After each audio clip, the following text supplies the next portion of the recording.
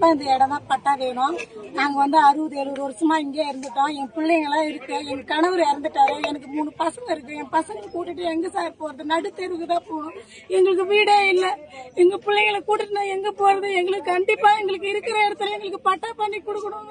முக்கியமா வேண்டி ரொம்ப கும்பிட்டுங்க. பட்டினி கிடந்தா இங்க கூப்பிட்டு சாப்பாடு கொடுப்பாங்க. அந்தாட்ட கூப்பிட்டு சாப்பாடு கொடுப்பாங்க. அன்னைக்கு 7 பேர் எங்க வீட்டுல வசதி இல்லை. எங்க அப்பா அந்த ஊரை விட்டு இந்த ஊருக்கு வந்துட்டாரு. அந்த ஊரை நம்பி போக கூடாது, மலையனூரை நம்பி போக கூடாதுன்னு இந்த ஊர்ல இருந்தாங்க.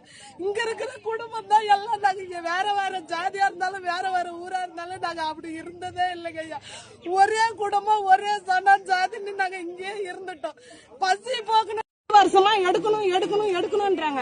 எங்க அண்ணனுக்கு ஆளுக்கு 2 பசங்களா ஆயிடுச்சு. அவங்க 10 பேரு 5 பேரு, அவங்க பசங்க இன்னைக்கு 10 பேர் ஆயிட்டாங்க.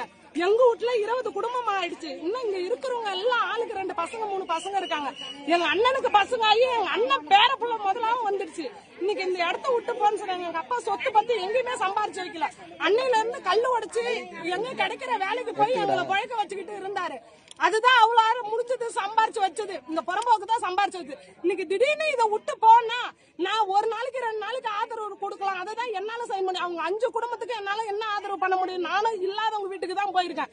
இருக்கப்பட்ட பணம் பாசு நிலம்பல்ல இருக்கிற வீட்டுக்கு நான் போயிருக்கல. வறுமை கோட்டுக்கு உள்ள கீழே தான் போயிருக்கேன். அவங்க 5 பேரும் தெருவுல நிக்கிறத எங்களால பார்க்க முடியலைங்க ஐயா. இந்த புறம்போக்குல அவங்களுக்காக முடிஞ்ச அளவுக்கு இந்த இருக்கிற ஊட்ட தக்க வைக்கிறதுக்கு கவர்மெண்டால என்ன முடியுமா, என்ன அவங்களுக்காக இந்த கிணம் இந்த இருக்கிற வீட்டை மட்டும் ஒத்துழைக்கிற மாதிரி கவர்மெண்ட்டுக்கு என்ன முடியுமா அவங்களுக்கு கையெடுத்து கும்பிட்டு கேட்டுக்கிறேன். அதை மட்டும் செய்யுங்க சாமி. எதுவுமே வேணாம். வேற இடத்த நிலம் வேணாம், பட்டா வேணாம். எங்க அப்பா காலம் இன்னும் கொஞ்ச காலத்துக்கு, எங்க அண்ணன் தம்பி காலம், எங்க அண்ணன் பசங்க இன்னும் கொஞ்ச இடத்துக்கு இந்த காலம் இந்த இடமே போதும் சாமி. எங்களுக்கு மாளிகை கட்டி கொடுக்க வேணாம், கோபுரம் கட்டி கொடுக்க வேணாம். எத்தனை மழை வந்திருக்கு, எத்தனை நாள் பட்டினி கிடந்திருக்கோம். அப்பெல்லாம் இந்த கவர்மெண்ட் ஒண்ணுமே வரலைங்க ஐயா.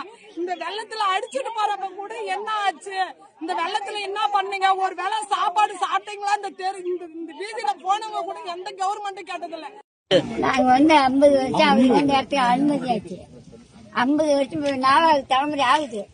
இந்த 4வது தலைமுறை வரைக்கும் ஒருத்தர் எங்களுக்கு போவான்னு சொல்லல. நாங்க சும்மா வாங்கல. நாங்க கை காய்ச்சி கொடுத்துதான் வாங்கணும். இப்ப எங்களுக்கு தூக்குன்னா நாங்க எங்க போய் எந்த அருந்தவுள்ள நிக்கட்டா, அண்டர்ந்தவுள்ள நிக்கட்டா, புலாமட்டுங்க பொங்கட்டா, ஓடல இருக்கட்டா, தண்ணிக்கு ஏற்று நாங்க தக்காடம் எங்களுக்கு 3 சின்ன மண்ணு கொடுத்துட்டா.